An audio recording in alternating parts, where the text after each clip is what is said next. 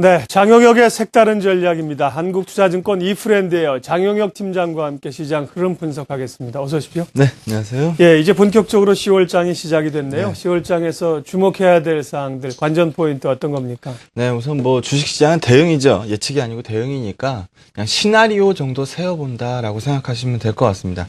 먼저 시나리오를 정해놓고 세워보고 조심해야 될 신호들만 미리 좀 캐치하시면은 나중에 시장 대응하기 훨씬 더 쉽지 않을까라는 생각이 좀 드는데요. 우선 조심해야 될 신호로 가장 좀 눈에 들어오는 거는 스페인 이슈입니다. 좀 전에서도 소개 받으셨겠지만 스페인이 전면적인 구제금융 신청 타이밍을 가지고 지금 말이 많은 상황이거든요. 그래서 이 부분이 키로 작용할 수 있어 보입니다. 근데 우리가 여기서 한 가지 생각해 봐야 될 점은 과연 스페인이 정말 다시 망가질 것 같으면 스페인 10년물이 그냥 저렇게 유지되고 있을까라는 생각을 한번 해보셨으면 좋겠고, 어제 유로가 같은 경우에도 1.292달러 수준에서 마무리됐거든요. 그래서 정말 안 좋을 것 같았으면은 벌써 밑으로 반영했을 겁니다. 아직까지는 스페인에 대한 기대감이 상당히 많이 남아있다라고 보시면 될 것 같고요. 외국인의 반대되는 수급에 대해서 그런 모습만 없으면은 일단은 무너지진 않지 않겠느냐라는 부분에 대해서 계속 말씀드리고 있는데, 이번 주도 마찬가지로 보시면 될 것 같습니다. 위로 공격적으로 사주고 있는 외국인은 아닙니다만, 오히려 지금 여기서 당장 주가가 크게 빠지면 누가 머리가 가장 많이 아프겠습니까? 외국인들이 가장 많이 아프겠죠. 외국인들이 본격적으로 파는 신호를 보지 않는다라고 하면 아직까지 윗방향을 쳐다보는 시각도 어느 정도는 유효하겠다라는 말씀 드립니다. 결국은 10월달 유럽 시장에 다시 달린 걸로 보여지거든요. 자료 한번 보면서 말씀 추가적으로 드리도록 하겠습니다. 10월 유럽의 주요 일정을 제가 적어놨습니다. 보시게 되면은요, 오늘 밤이죠. ECB 통화정책회의가 예정이 되어 있는데, LTRO라든지 추가 금리 인하라든지 물론 해주면은 감사한 일입니다. 시장이 모멘텀을 추가적으로 부여받을 수 있는 일이기 때문에 기대해 봄직합니다. 하지만 실현 가능성은 그렇게 높아 보이지 않고요. 오히려 10월 달에 눈여겨봐야 될 곳은 8일하고 9일 다음 주 월화인데요.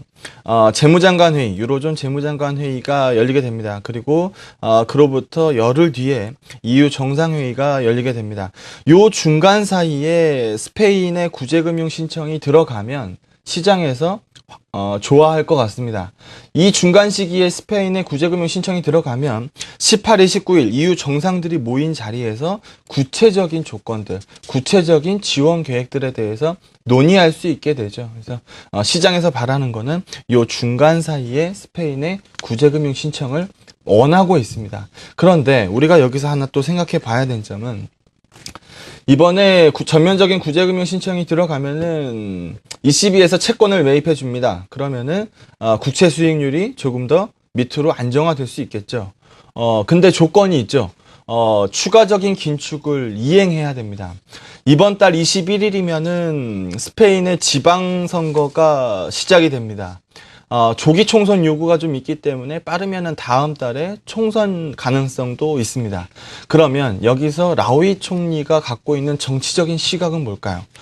시장에서 추가적인 긴축을 반대하는 시위도 굉장히 거센 편이고 실업률도 상당히 높습니다.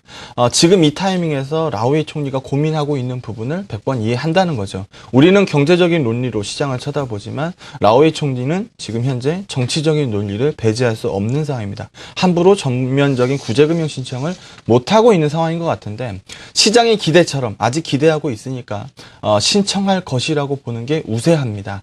그렇기 때문에 타이밍의 문제다라고 보시면 될 것 같은데요. 차트 한번 보시죠. 차트 한번 보시면은요, 시장에 제가 선을 3개 그어놨습니다. 지금 요 포인트, 위로는 올해 연 고점 분위기죠. 2050포인트 정도 되고요. 중간 값으로는 1960에서 70포인트 정도 됩니다.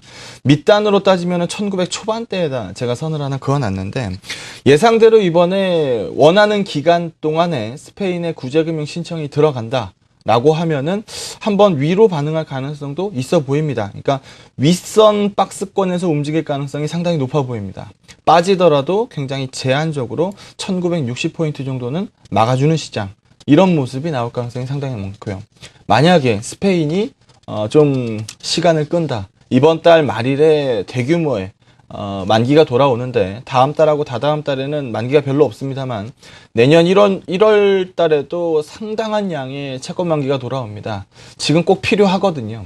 근데 지금 타이밍에서 구제금융 신청이 없었다라고 하면은 거기에다가 외국인들의 수급까지 약간 반대 수급, 매도 쪽으로 두꺼워진다라고 하면 아래권 박스 가능성도 아예 배제할 수는 없는 상황입니다. 하지만 그렇기 때문에 지금 현재로서는 윗선에서 놀고 있는 박스권에서 매매를 집중하시고 만약에 중심값 1960p, 70p 사이에 있는 가격을 무너뜨린다라고 하면은 일단은 조금 더 조심할 가능성은 있어 보이죠. 네. 하지만 큰 시각 자체는 외국인들이 반대적인 수급을 보기 전까지는 아직까지 연고점 도전에 대한 시각은 열어놓을 필요가 있어 보입니다.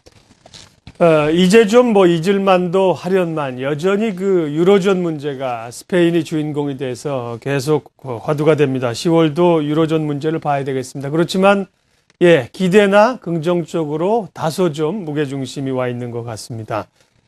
자, 유동성 장세라고 아직은 뭐 봐야 될 텐데요. 실적이 바톤을 이어받기 전에는 이제 외국인 자금 유입 상황은 어떻습니까? 또 더 들어올 여지가 있는지요? 네, 우선 QE3가 제 예상이 보기 좋게 빗나갔는데 굉장히 세게 들어올 자리 아니라고 봤었는데 세게 들어왔습니다. 그러면서 시장에 대해서 제가 제일 처음 생각이 들었던 부분은 미국계 자금을 자극시킬 경우 시장이 세게 오를 수도 있겠다라는 생각이었습니다. 네. 근데 뚜껑을 열고 보니까 미국계 자금이 그렇게 자극받고 있지 않은 모습인데요.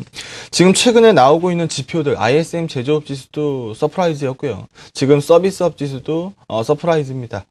이런 부분이면은 시장에서 나쁜 상황, 뭐 지표가 나쁘다라는 부분은 사실 아니거든요. 눈높이가 많이 낮아졌기 때문에 서프라이즈 인덱스가 올라오고 있다라고 보시면 됩니다.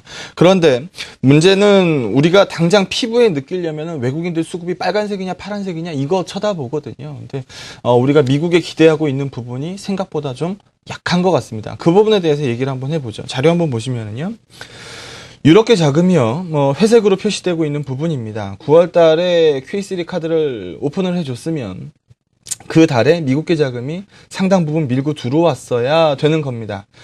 그랬으면 더 좋았을 것 같습니다. 그런데 지금 보시게 되면은 플러스로 전환하긴 했는데 굉장히 미미한 양입니다. 아직까지 자극받고 있지 못하다라고 보시면 될 것 같은데 이유가 뭘까요?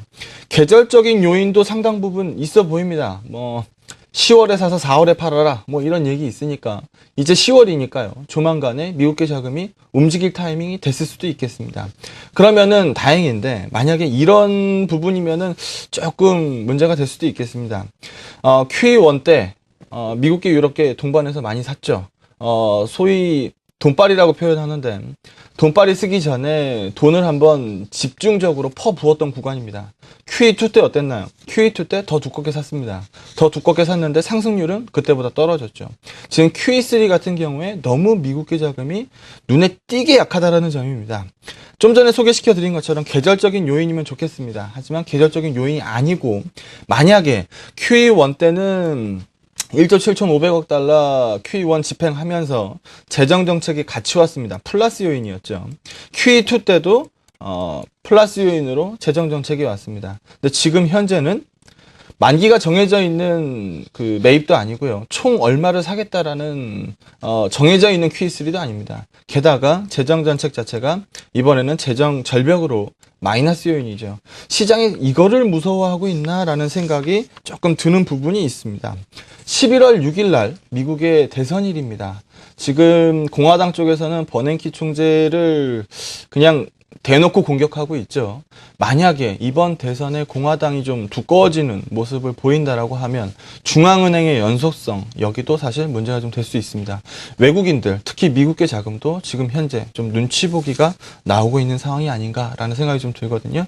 우리가 시장을 위로 좀 쳐다보려면 결국은 외국계 자금 특히 미국계 자금이 좀 자극받아서 매수가 들어와 줘야 연고 이상 쳐다볼 수 있는 시장이 열릴 것 같다라고 말씀드리도록 하겠습니다. 지금 현재는 그런 시그널이 좀 약하기 네. 때문에 연 고점까지의 박스는 열고 보되 그 이상을 쳐다볼 정도로 강한 시각을 유지할 네. 수는 좀 없는 타이밍이 아닌가라는 그러면 생각이 좀 단기 듭니다. 대응은 어떻게 할까요? 간략하게 마무리. 우선 종목장 쪽으로 네. 보시는 게 좋을 것 같습니다. 시총 최상단이 가기에는 지수가 좀 약할 것 같고요. 지금 LG 디스플레이 같은 경우에 최근에 아이폰 5 관련돼서 기관들은 팔고 있습니다만 외국인들은 열심히 사죠.